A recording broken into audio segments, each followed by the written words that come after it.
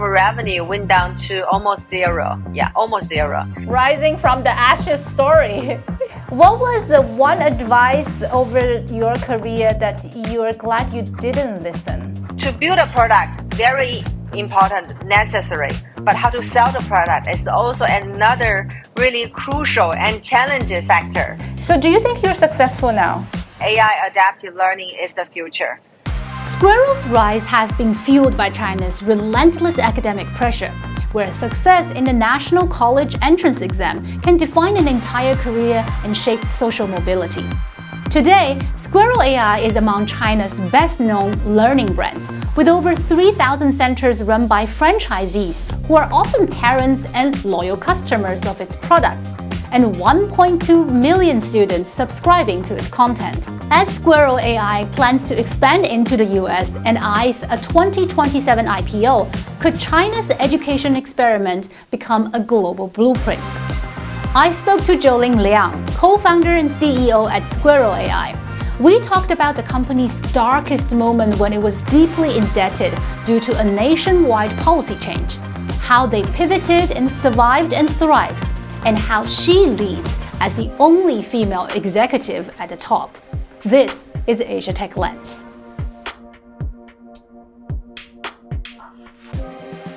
Yeah. Okay, Joleen, let's go back to the origin. What kind of student were you? You must be a 学霸, were you?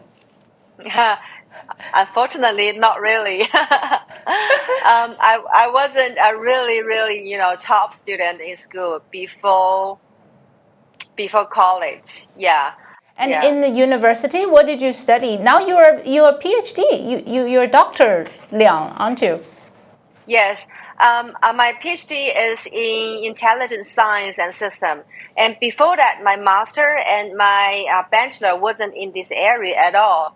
I was in management, I was in e-commerce, and I was in communication management.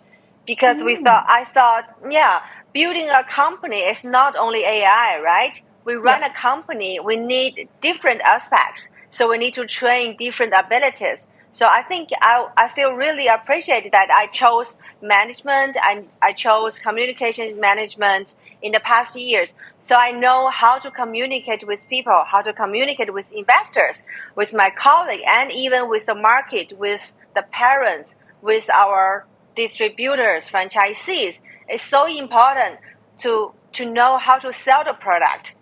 To build a product, very important, necessary. But how to sell the product is also another really crucial and challenging factor. Absolutely, absolutely. Well, now, as you know, I am a traditional journalist turned into a media entrepreneur. I realized that gone on the golden days that we just think we produce good content, as your case, produce a good product and we put it out there, then people will watch it or people will buy it, right? And the back end of, as you said, the marketing and the sales is extremely crucial. Maybe we go back a little bit. How did you join Squirrel and, partnered with Derek Lee? Sure. I met him during our study at one of entrepreneur business school. It was called Black Horse Business School. That was for entrepreneur. So when I met him, he has already started Squirrel AI for about a year. But at that time, that was just R&D. He was trying to get scientists and then try to recruit people from different places and really superior teachers to form up the R&D team. So that was the time. And he had the very first seed round funding. So that was the day I met him. He got the money. So, and when he told me what he was going to do, that was AI adaptive learning. I said, what? What is AI? No one knew what AI was. And that was back in 2005, before the AI hype. Exactly. But the theory he taught me, I totally agree. He said traditional education is almost gone. And even VIP one-to-one, one tutor to one student is not scalable, right? You cannot make the market really big. You can only very precise market. But the demands from the market are huge in China, in Southeast Asia, and everywhere in the world. So we need to use the technology to develop a personalized learning, which means each student at different level. Doesn't matter they are good student or poor student and which country. They should learn very precisely, and they need to learn the most suitable content for the moment that they need to learn. So I totally agree with his concept and this kind of theory. So, but at that time, he didn't have enough money to do a lot of things. To hire so you. Yeah, and he put all the money he raised into R&D to hire important people to build the engine to design the content, right? So he didn't have money to do the marketing, branding, a lot of things. So I started to help him with no money at all from 2005. But at the time, I got to know more and more about AI education. And I went to visit many of the professors and scientists that he mentioned. So, and I read many studies, efficacy studies to show, okay, traditional regular-based adaptive learning already help a lot of kids. So with AI technology, that should be much better. Then it was kind of convinced me that, okay, AI adaptive learning is the future. So I decided to join Squirrel Ai later. So you met him back in 2005, but you officially joined much later, right? Yeah, about 2017. Yeah. Yeah. So at what point you realized, oh, this Derek is onto something big, and you guys shake the gentleman's handshake and decided to be co-founders? Two biggest milestones. One is we had the engine, which means the platform was ready. So we started to do some demos. We started to do some efficacy studies in public schools and private schools. We had a group of students who used our system at that time.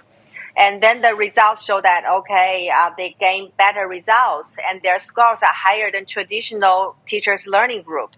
So that was the time, even though we didn't have that much revenue at that time, but, it was kind of proven result already.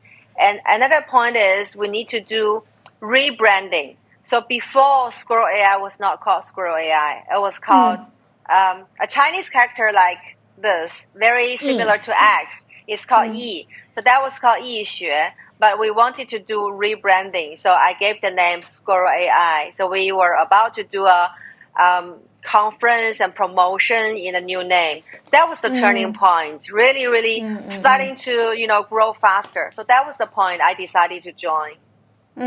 Why Squirrel AI? The first reason, if you check, squirrel, this animal, is one of the top 10 smartest animals in the world. Oh, I didn't know that. Okay. Yeah.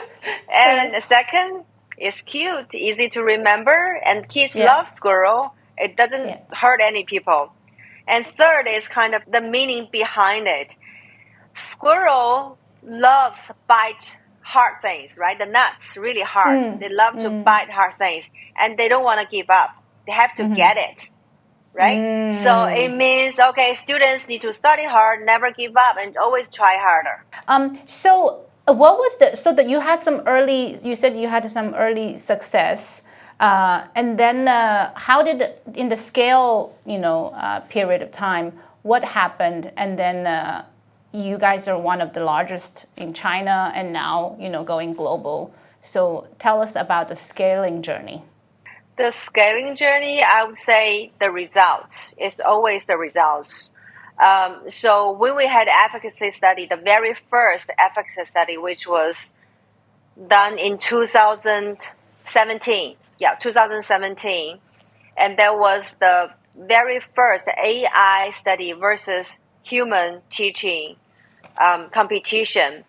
And the results show that AI group got better results and they learn more content than traditional. So that was the turning point.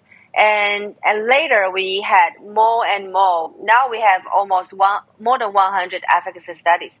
So we did lots of competitions to show that AI had better results. So that was the evidence, and that was also the confidence we had. And then we started to have our franchisees open up their centers. So we had very first center, then we had 100 centers, then we had 1,000 centers, and then we had 4,000 centers. So once you open up one center, and in that center, you have a group of students who got better results. And then that was word of mouth, right? That was just spread out. And people will know it. You have so many cases, examples to show other parents. And then they will just coming.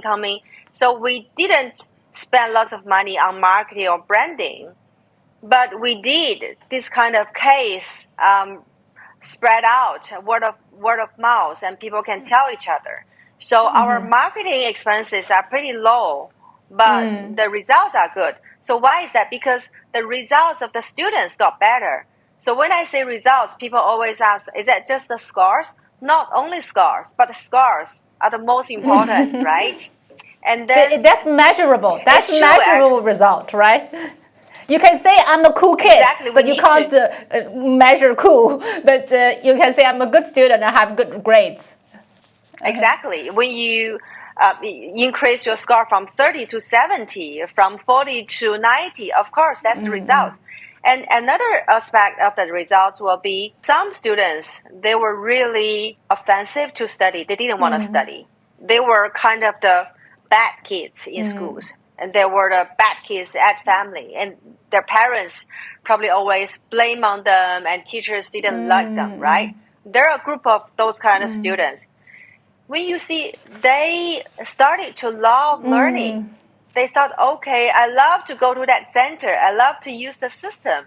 And they started to have more confidence. That's another result. So you have this very high level, high technology product, but at the same time you're also very grassroots level, right? So you recruit people from different provinces and different cities to join this big family. What's the concept? And to my understanding, I think that contributed a lot to Squirrel's success. You mentioned like 4,000 centers, and then that cut down your central level marketing effort. And these people are your armies on the ground, right? Yeah. Well, the concept is first we need to think who needs education. Probably Beijing, Shanghai, New York, those big cities, they have enough resources of good teaching resources. Even though I wouldn't say 100%, but they have better teaching resources than rural areas, right? So that's why our goal is to go from the second tier of the city to lower tier of the cities, because they had lack of good teaching resources. So when we go to those kind of cities or counties or little towns, we need to have the centers. But instead of the headquarters goes to those places, we think, okay, franchise model is better because the franchisees, they are the owners of the centers. They are 100%, right, in charge of everything. And most of them, they have their kids. So they also want their kids to study well. So that's why we had a franchise model. And of course, if we think about some successful franchised brands, McDonald's, KFC, and also if you know the brand called Kumon from Japan. The world's largest tuition center. Right? Yeah, but they are traditional, right? Traditional problem exercise training centers. But they have thousands of centers across the world. So that can show the success of franchise model. Yeah. So that's why we decided. Yeah. And also another reason, because in Squirrel AI, we don't require teachers to teach. We only use the system to teach, plus the data analyst. And it's very easy to train a data analyst, to train a supervisor. It can be 7 to 10 days, and then every month they have training. Then the analyst can be in the center to work together with the students. So that saves lots of cost and time to train a good teacher. So in that case, it's kind of a chain business. You don't really require any additional high-tech or high-professional positions. So franchise model is really, really better than any other models. It can be really fast scaled up.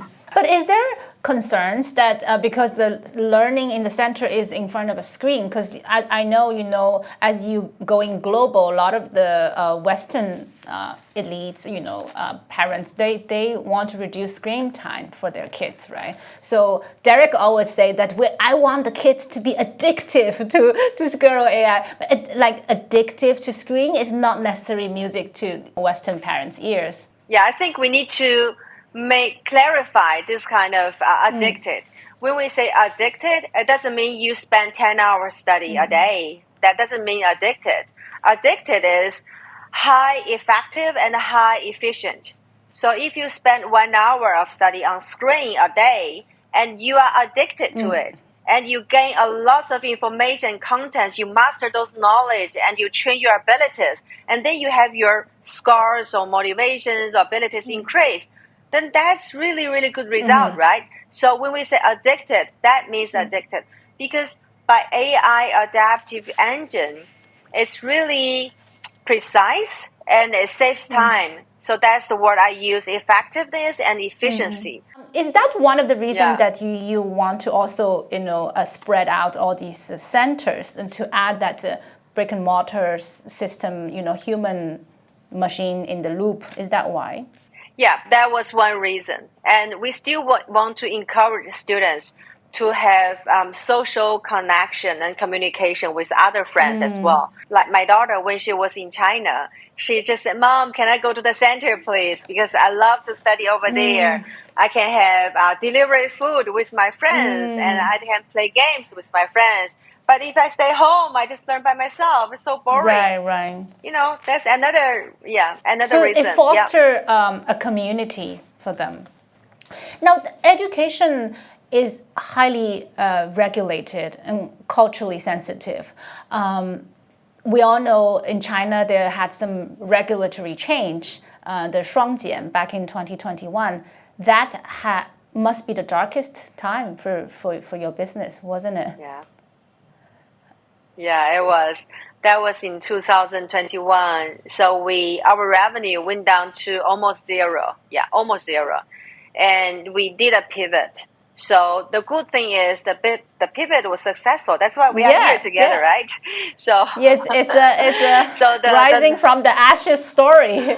Exactly. And our revenue went back, and the numbers of the self-study centers came back. So everything came back. We need to appreciate Derek because he decided to design the system instead of a teacher.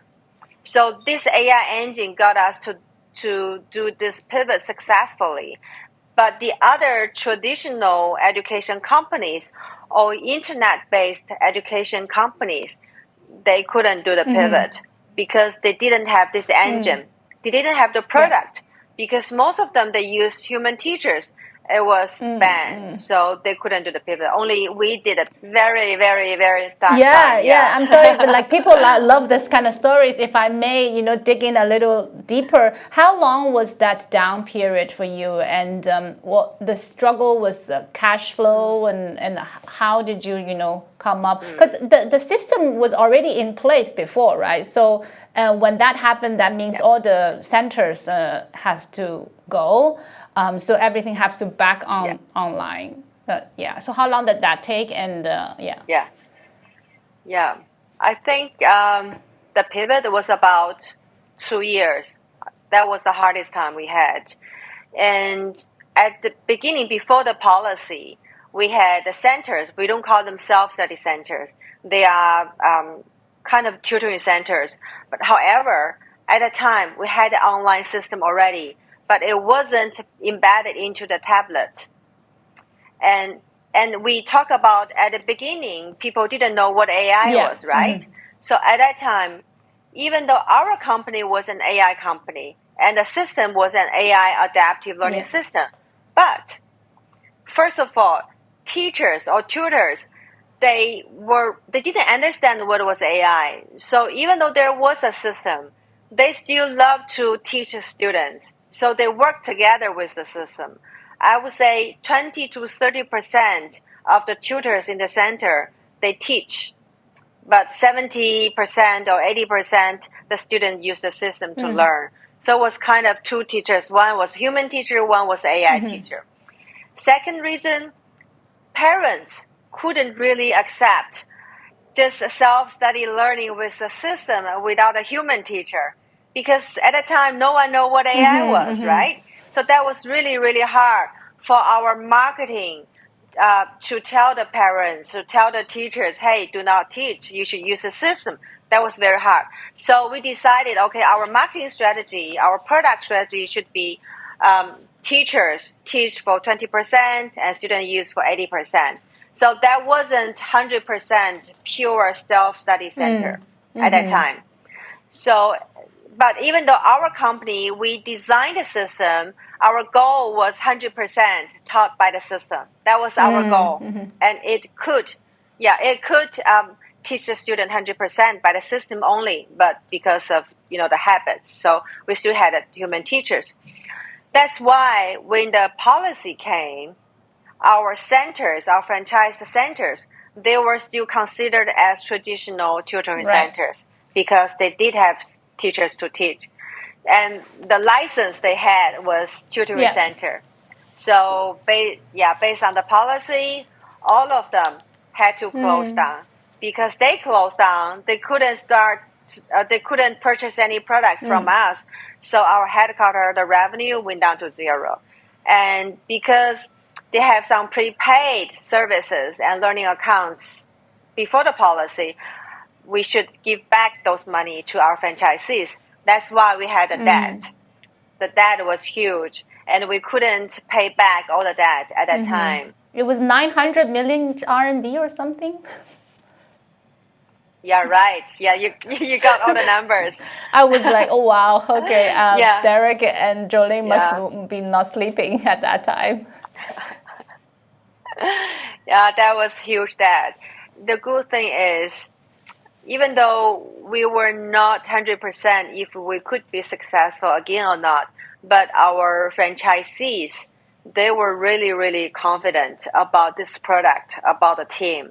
So actually, they supported us, say, hey, let's do this pivot. We believe this system, this engine, this whole product, and the mission is great. And their kids used our system in the past years, and they all got really, really good scores and go to very good schools.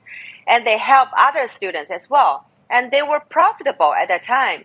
So that they believed the product and they believed the business model. And everyone knows that Squirrel Ai, this company is an AI education company. It's not a traditional learning company. So it's got to be some way, to do the pivot. So that gave us confidence. And of course, our company is in Shanghai. The Shanghai government and, the central government also gave us a lot of support. So we did a pivot successfully. And luckily, beginning of this year, I think it was around March, we paid back everything. I mean, debt. We paid back all the debt. Yeah. That's amazing. So, but during that time, where was any moment that you yourself had a doubt or thinking, what am I going to do next? I didn't have the doubt about the product, but I did have kind of concern if we couldn't, make this pivot successfully, and we have to do bankruptcy, right? And the only thing I thought was, okay, if we had to close down the company, I will still be together with the company for at least half a year after we close down, because there will be a lot of things that need to be, tidy up everything. And so I didn't think the next step of myself. The only thing I thought was I still need to clean up everything for the company, for the market and everything. And then we will think about something else. Right. Yeah. But that was like 30%. I thought that we could fail, but 70% we were very confident. What about investors at that point? They all went running? No, to be honest, I think we had the best investors in the whole world, maybe. They were so supportive. Yeah, they were very supportive. We had argument and, that was kind of discussion, but overall speaking, fully support from them. Yeah. And they bring more emulation? Not really, not really. Because of the current economy situation in China and everywhere in the world, they know what's going on, and they know that we've already done our best. And of course, they are waiting for our IPO, and they didn't say, "Hey, hurry up and push," right? But we know that they desperately want us to go IPO, go public. But we need to find a good timing and be ready for it.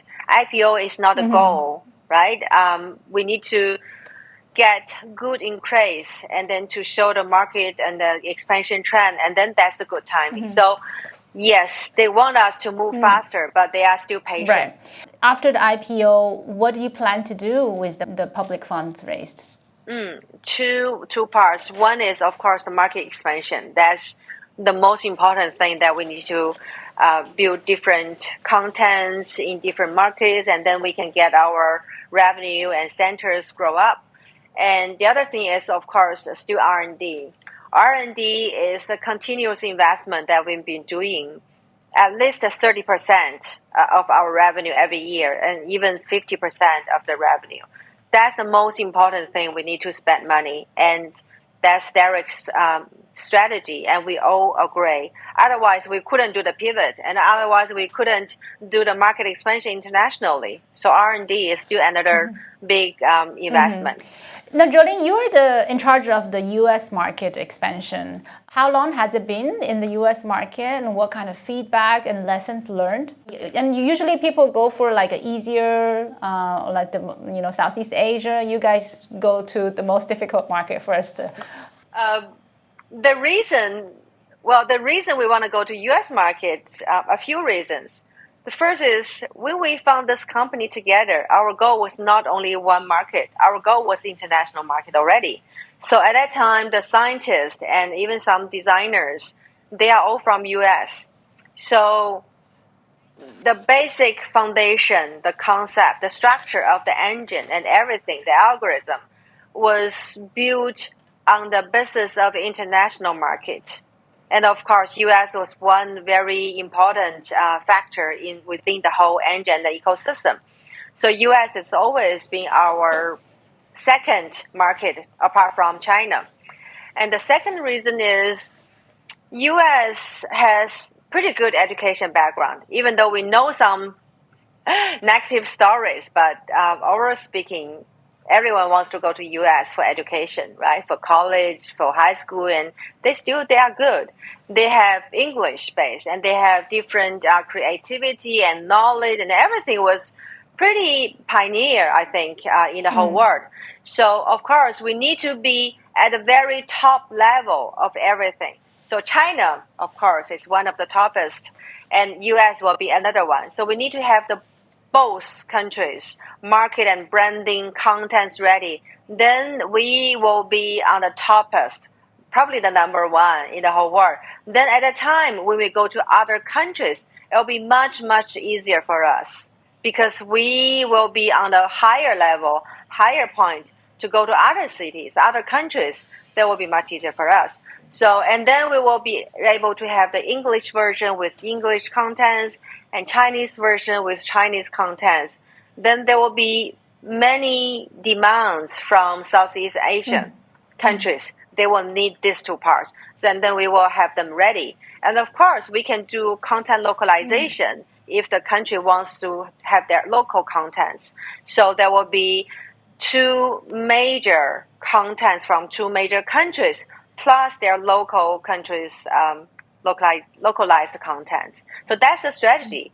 And in U.S., we've been working on the content localization for more than a year. So by early next year, we should be able to have our elementary math ready, and then we can start to do the market expansion south. Yeah.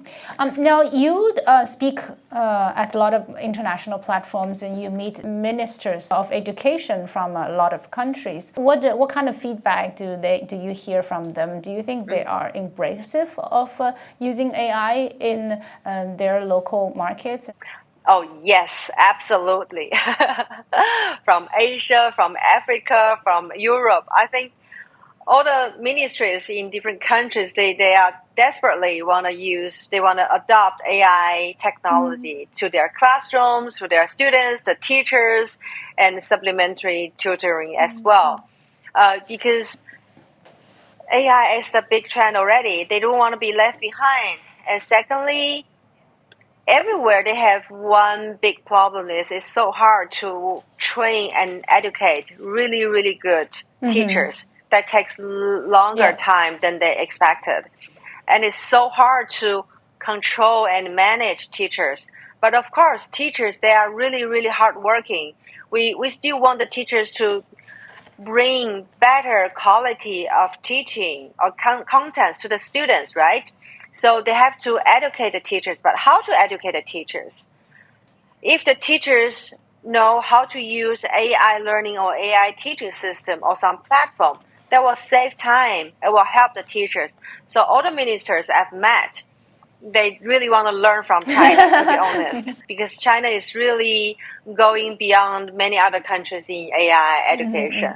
Now, education, Edtech is a quite crowded space. You have a lot of competitors in China as well as in the US. Do you collaborate or compete with them? Like, how do you see Squirrel AI in the big picture of this ecosystem? The markets in US or China or everywhere else are really, really huge.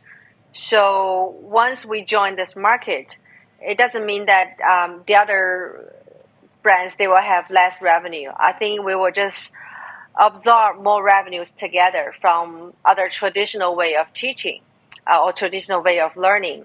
And I think it's pretty hard to collaborate together at the moment. We probably need to wait for a while to grow faster, and then we will see how to collaborate together. But we are, really open up to do some collaboration for example, together. Kunming, right? But I haven't studied them, but they don't use the AI. I mean, you can bring AI technology to them, right? I mean, they already have those existing. no, it's very hard. I think from outside we think it's easier because they are traditional. We have the contents, we have the engine, and they have the centers. But if we think inside, so the basis, the foundation of Kumon is based on doing some problem-solving exercises. There are so many questions. So students do adaptive questions based on papers or maybe on a tablet, but it's not adaptive. It's not AI. It's just a device or paper-based. The way they think how to teach is based on exercise, doing problems, not to do precise granular level of learning objective by AI. So, different companies have different strategy.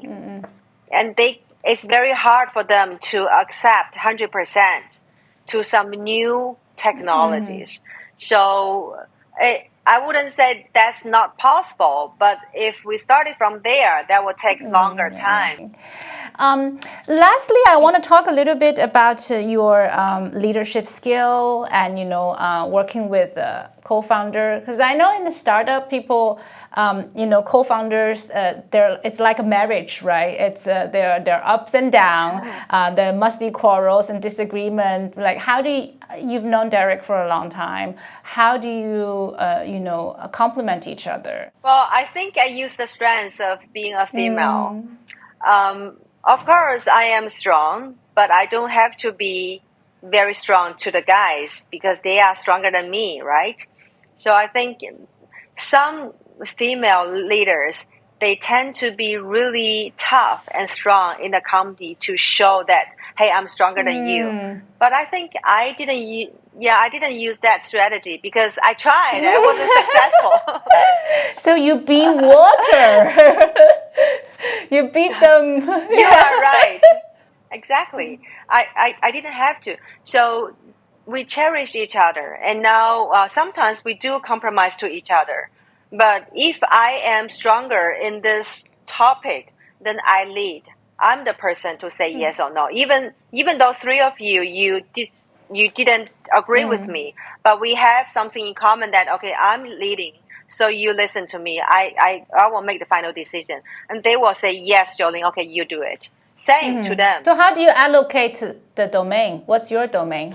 How do you fall amongst your four? Yeah. Of course, first is international market expansion is in my domain. And then marketing, branding, international collaboration, international this kind of research collaboration as well. So these are my domains. And Derek is leading the R&D team from the very beginning. So he's the person to say, to make final decision R&D. And our CEO, Jason, he's leading the sales and the centers expansion as well. And another person, David, he is our CTO. So he is leading the tech part, supporting the R&D. And then even though we fail some project, we still support each other. We don't blame on each other. That's very good, important thing. Yeah, we don't blame. Even though you make wrong decision, but we agree that you make the wrong decision and you fail, that's fine. We accept it. Let's move forward. That's so important, right? Who is your support system when you have problems, down times? Who do you go to? I think it's myself. Yourself. Wow. Yeah. Oh, okay. Yeah. So you're more inward looking. It's really I think it's just myself. I don't want to get help from other people because I tried and people did help me, but I think I'm the most important person to make final decisions. So I go to myself and I find a solution. I go inside of myself and I try to get myself to go to gym and to spread out, to warm up, and to go from negative to positive. I have many ways to help myself. I thought you would say your mother because I know your mother is also a very successful entrepreneur. Do you get inspiration from her? Was she your first, businesswoman mentor? Yeah, she is my mentor. But the thing is, I don't go to her for help now because I think I'm strong enough to help myself. I don't want to give this kind of pressure or negative thinking or, she will worry about me. So I don't want to go to her to get help. That's it. But I still look at her and, I learn from her. I still learn from her. But I think everything I've already learned is already inside of myself now. Is she like that too? Like, fearlessly independent? Oh, yeah. She is more fearless than me. She's really tough. And does she understand what you do? Yes, she understands. And she had 100% support to me. If you could give your younger self advice, 20-year-old Joleen, what would you tell her? I would say try to go beyond yourself and challenge more. Because at the age of 20, I didn't challenge myself to more. I always compromise. I didn't try that hard, even though I tried harder, but I think not enough. So I think I tried many things and I challenged myself at the age of 35, about 10 years ago, 15 years ago. But I think it was already late, but never too late, right? I'm still good. But if I could give a word to the age of 20 of me, I would say, challenge more and more and try to solve all the troubles and difficulties by yourself at that time. And, just experience more, to be more fearless at that time. Is that what you're telling your daughter these days? Right, and my son. And your son. What was the one advice over your career that you're glad you didn't listen?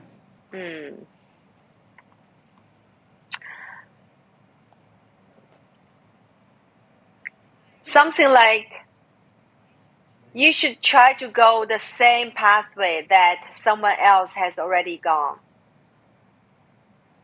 Just follow someone's pathway because that person was already a success.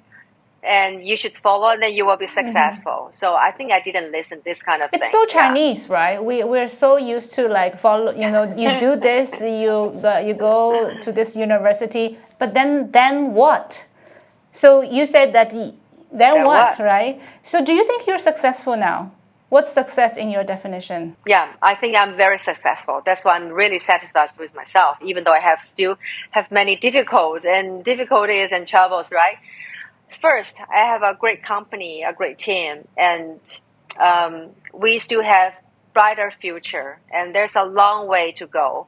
And this industry, this field, this technology is really the future of this whole thing, right? So even though I don't know how long Squirrel AI can go, but as long as I'm on this track, I will be on this track forever. I think the field, the industry I've chosen is really, really bright future. So that's the first thing. Yeah. The second, my kids, I think as a woman, as a mother, of course, the kids are most important to them. So I have a really, really good, boy and girl. They support me. I support them. They are not genius. They are not top, great students, but they understand everything, and they really try to, to help the family and to help me. So they try harder. I think they are very experienced and they are very independent. So that's another success of me. And third, I would say I have a very good body shape and looking. And you worked hard for it. How many times do you go to gym? You earned it. Yeah, 5 to 6 times a week. Kudos. I go to gym. Kudos to that. Kudos to that. To do weightlifting. So I work really hard for my, the whole body and inside health as well. I eat really, really healthy and clean. So, that's the third success. The third success can support everything. I think it's really, really important. And I try to push myself to have good sleep every day, even though I can't have it, but I still try. So I think that's the third success, just health. What's future for you, for Joleen, in 10 years? I really want to be a professor in a university and to help other, entrepreneurs and students. And also I want to be like kind of NGO or NPO to help this whole world better in education, because I understand how AI can help, and I'm also in a place that can put everything in, applications and practice. I know how to run everything, not only theoretically but practically. Well, there are a lot of boys and girls out there who want to start an AI company in 2025. What would you tell them? Well, if you want to use AI in education, please do not only use LLM in education, because it's not responsible for the kids. You really need to have an engine, a good system to build a product, instead of just use LLM or Gen AI to generate some contents and you think, okay, that's the AI education. So I would say understand the difference of AI generated contents with an AI technology-based education company. That's two different concepts. Yeah. Then that's why Squirrel AI insists on building its own LLM and instead of using DeepSeek or GPT, etc., right? Which is the hard way, but you think is the right way. Exactly. Yeah, well, our own engine is called large adaptive model, so that's not LLM. LLM is only 5 to 10% in our whole LAM. So it's very important to build an engine, a system that can provide really unique system, unique learning pathway for different students. On that note, thank you so much. This is Joleen Liang from Squirrel AI, and you're watching Asia Tech Lens. I'm Miro Lu. Until next time. That was Joleen Liang, co-founder at Squirrel AI. If you enjoyed the conversation, make sure to like, subscribe, and share, because that really helps us to build a community and bring out more stories from founders and leaders shaping Asia's tech future. This is Asia Tech Lens. I'm Miro Lu. Till next time.